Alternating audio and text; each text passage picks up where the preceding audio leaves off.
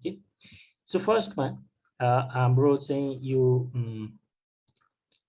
Electrical engineering पढ्दै गर्दाखेरि चाहिँ हामीले एकदमै धेरै रिपिट हुने कुराहरू भनेको रेजिस्टेन्स, इन्डक्टेन्स र क्यापेसिटेन्स हो, जसलाई हामी यो प्यासिभ एलिमेन्ट्सहरू पनि भनेर भन्छौँ। इलेक्ट्रिकल नेटवर्कमा चाहिँ these are the passive elements है। अब प्रत्येक कन्डक्टरको प्रत्येक लोडको चाहिँ एउटा रेजिस्टेन्स हुन्छ हैन, जसलाई हामी त्यो मटेरियललाई चाहिँ रेजिस्टर भन्छौँ, व्हिच हैज जसको रेजिस्टेन्स छ त्यसलाई रेजिस्टर भन्ने हो। रेजिस्टेन्स भनेकै रेजिस्टेन्सको चाहिँ एउटा प्रपर्टी हो।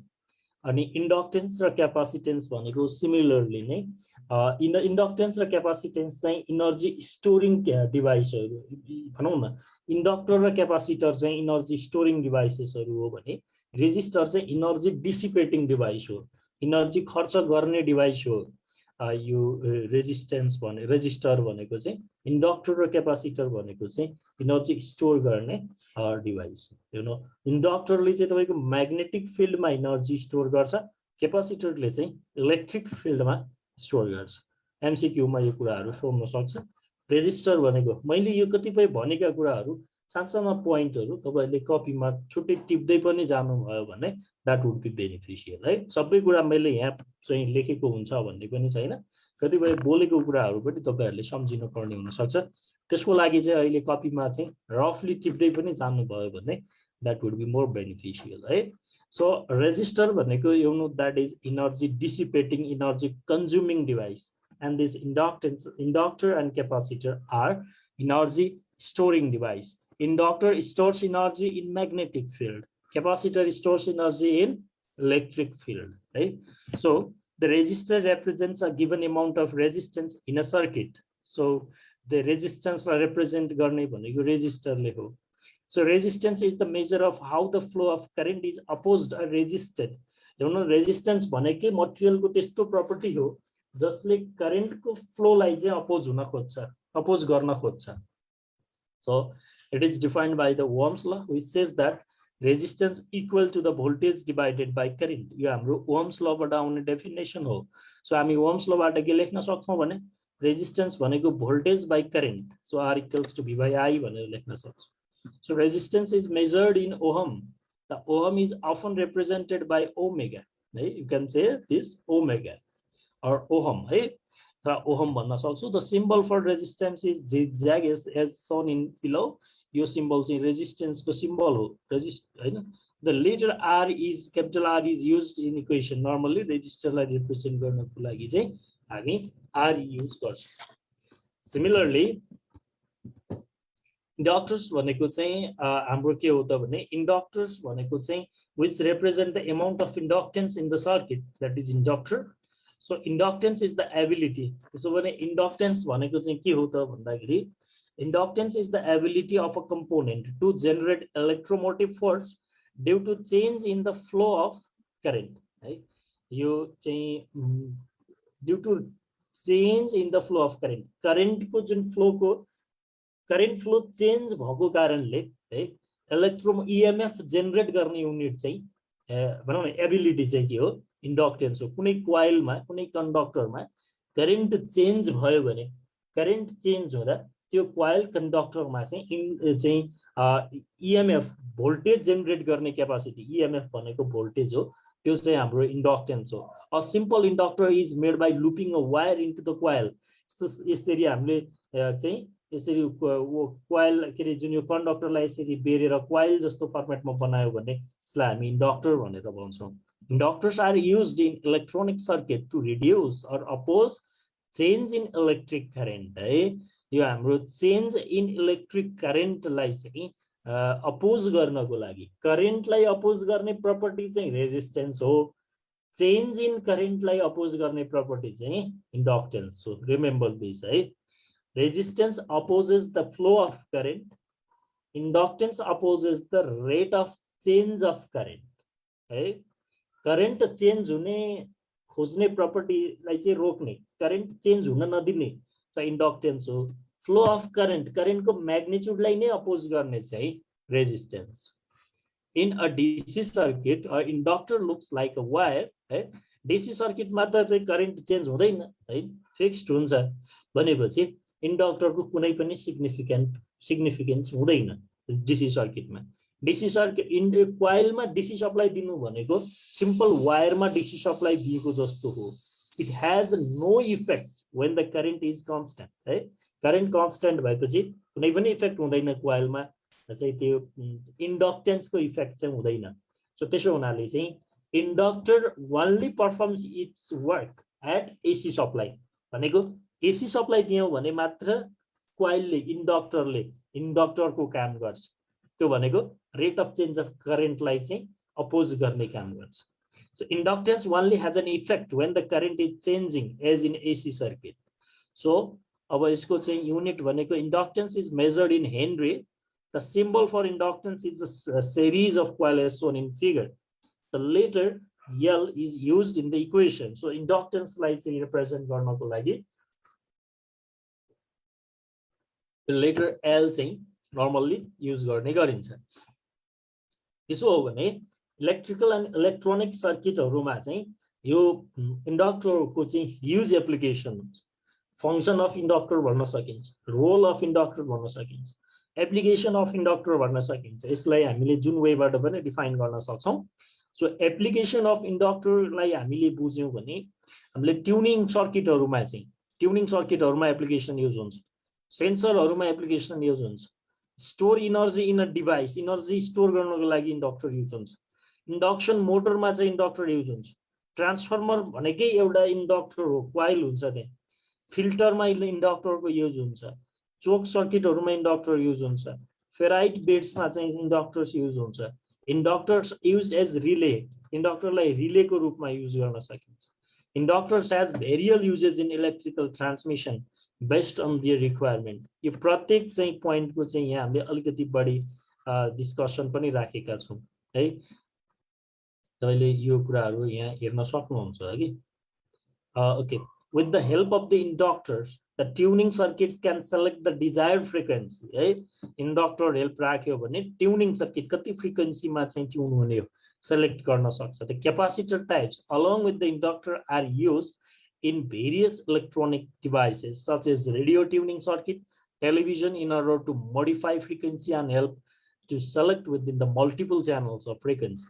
Similarly, inductors they are used as sensor right? Just the inductive proximity sensor are very reliable in operation and is a contactless sensor right? यो contactless sensor को रूपमा चाहिँ हामी proximity sensor, inductive proximity sensor चाहिँ एकदम धेरै use गर्छौं। Inductance is the main principle behind it, in which magnetic field in the coil will oppose the flow of electric current. The proximity sensor mechanism is used in traffic light to detect the traffic density. यसको लागि पनि हामी use गर्छौं। Similarly, inductor is used to store energy in a device. यो हामीले अघि पनि discussion गरेका छौं। Inductor can store energy for a small period of time because the energy which is stored as a magnetic field है। यसलाई इन्डक्टरले energy कहाँ use गर्छ, के कहाँ स्टोर गर्छ, magnetic field मा स्टोर गर्छ, will be gone when the power supply is removed. So use of inductors can be seen in computer circuit where power supply can be switched है। हामी computer सर्किटहरुमा चाहिँ power storage को लागि भनौं न, energy store को लागि सर्ट टाइम को लागि चाहिँ इन्डक्टर युज गरिन्छ। Similarly, inductors are used in induction motor. Induction motorहरुमा युज हुन्छ। In induction motor, the shaft in the motor will rotate due to the presence of magnetic field produced due to the alternating current. Induction motor को जो rotor चाहिँ घुम्छ यो चाहिँ के हुन्छ, यो इलेक्ट्रोमैग्नेटिक इंडक्शन, यो इंडक्शन को प्रॉपर्टीले नै त्यो चाहिँ रोटेट हुने हो। प्राइमरी बाट सेकेन्डरीमा यो चाहिँ जुन इन्डक्टर के प्रॉपर्टीबाट चाहिँ त्यहाँ जान्छ। Similarly, transformer, it is used as a transformer. Transformer को प्राइमरी वाइन्डिङ लाई एउटा कोइल, सेकेन्डरी वाइन्डिङ लाई अर्को कोइल मानिन्छ। त्यो कोइल भनेकै के हो, इन्डक्टर हो। Similarly, inductors are used as filter. Filter मा चाहिँ हामी क्यापासिटर र यो इन्डक्टरलाई चाहिँ combinedly use गर्छौं। Inductors when combined with capacitor will be used as a filter.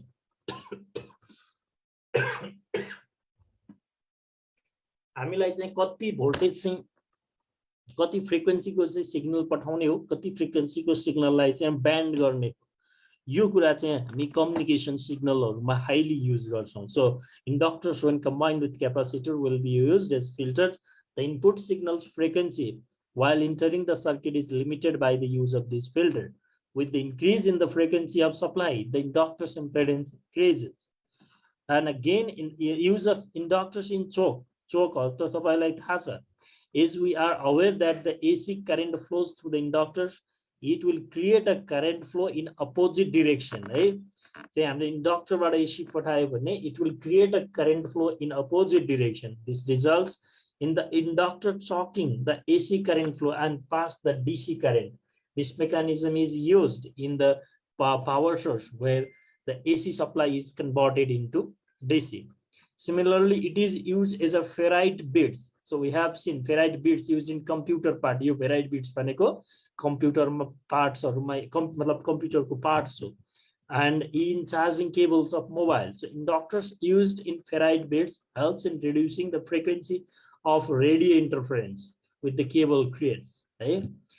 Which the cable creates. Radio interference kam गर्ने काम गर्छ यसले चाहिँ.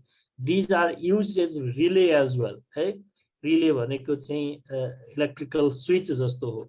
त्यसको रूपमा पनि use गर्छौं. With the use of the inductor while in the switch, there is a magnetic field produced wherever the switch moves in contact with the flow of AC current. So these are some of the application or function or the role of inductor in the AC in the electrical and electronic circuit. Now we move on to capacitor. So हामीलाई यो पनि थाहा छ capacitor भनेको is capacitance is the another passive element in electrical equipment. The passive element र active element भनेको के हो, मैले यो time and again repeat गरिरहेको छु.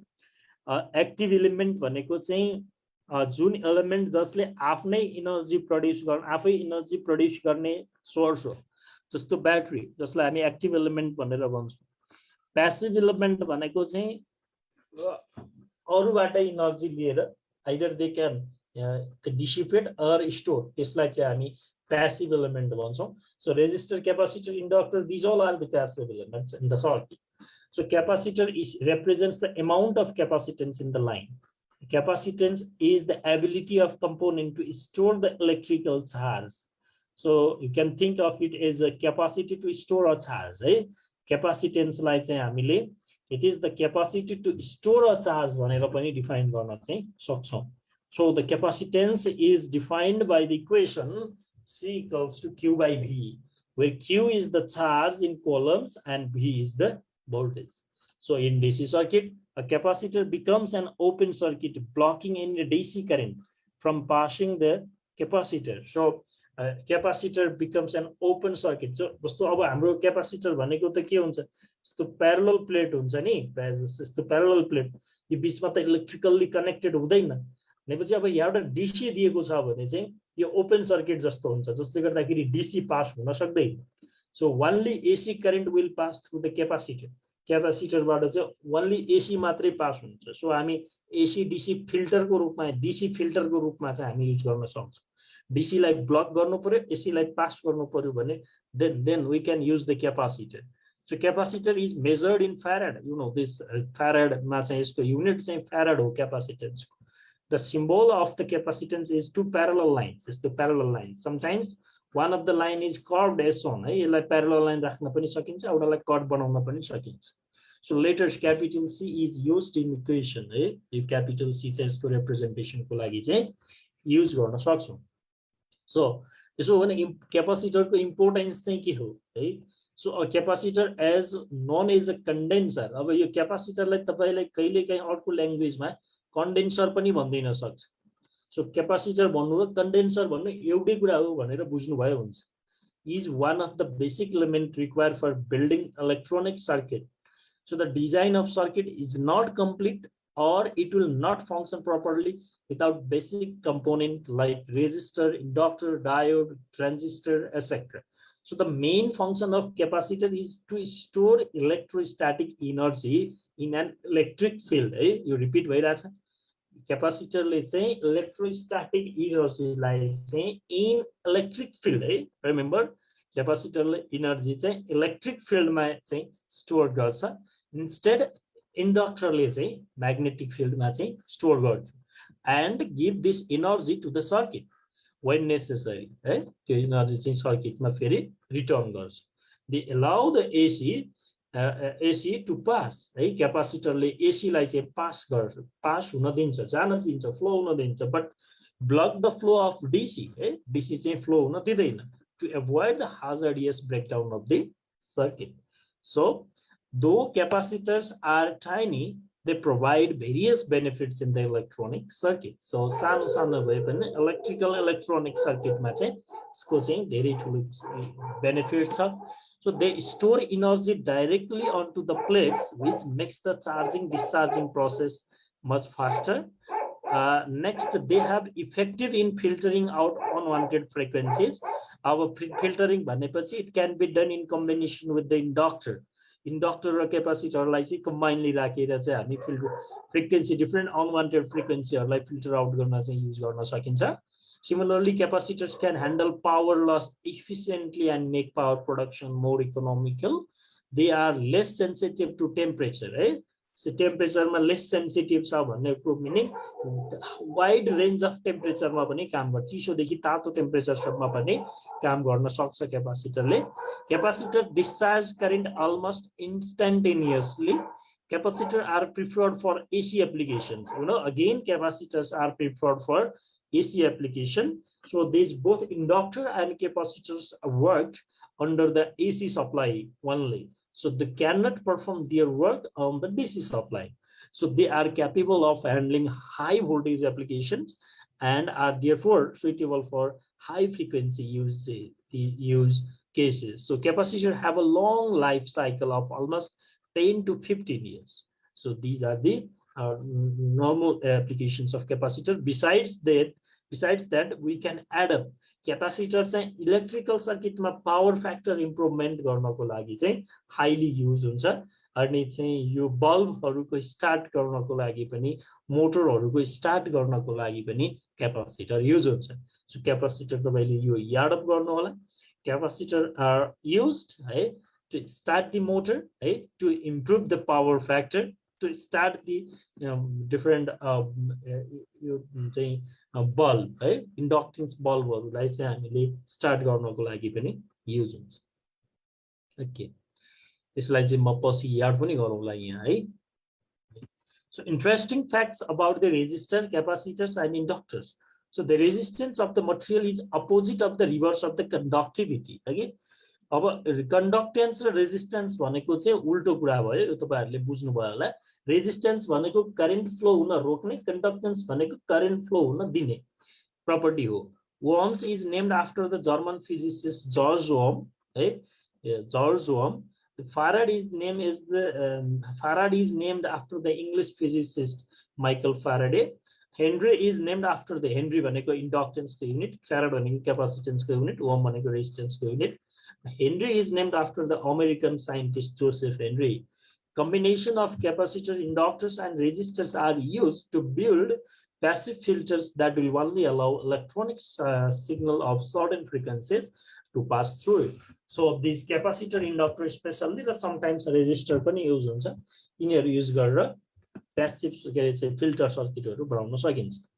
अब यो चाहिँ अलिकति using resistor inductor capacitor र inductor को चाहिँ so they are denoted by R C and L and त्यसको इक्वेसन चाहिँ हाम्रो V equals to IR त्यहाँबाट रेजिस्टेन्स भनेको चाहिँ V by I भनेर हामीले रिप्रेजेन्ट गर्न सक्छौं सिमिलरली क्यापासिटेन्स भनेको Q by V भनेर हामीले Q equals to CV हुन्छ Q कोलम चार्ज Q भनेको charge that is in coulomb and volt भयो यो भनेको V भनेको and इंडक्टर को केसमा इंडक्टेन्स भनेको इंडक्टर को उसको voltage divide by rate of change of current DI by dt हुन्छ सो इंडक्टर को भोल्टेज VL भनेको हामी L DI by dt ले चाहिँ रिप्रेजेन्ट गर्न सक्छौं सो हामी L equals to VL by DI by dt भन्छ so which of the following expression is correct भनेर चाहिँ यो एक्सप्रेसनहरु को पनि मल्टिपल चोइस क्वेसनमा सोध्न सक्छ so you have to be aware of this relation है